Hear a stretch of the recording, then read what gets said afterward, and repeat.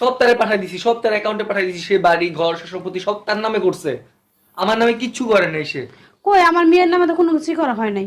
আপনি একটু খবর তুমি নিয়ে তো দেখুন। সব তোমার বাচ্চা আমার বাসায় কেন আসছে? আসছে কেন বুঝো না?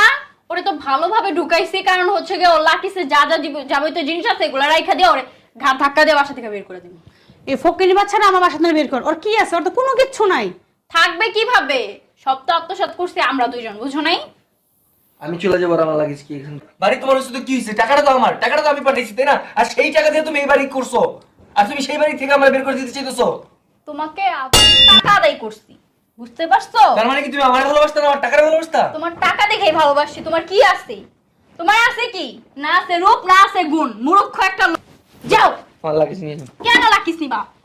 আজব তো, আমার লাগিস আমি নিয়ে যাবো না? কেন তোমার লাকিস নিবা? এটা কি তোমার নাম লাকিস? তোমার নাম লেখা আছে? আমার নাম লেখা আছে। লেখা নাই। রাখিস নিবি মানে? তুই তোর সাহসটা লাগছে দূরে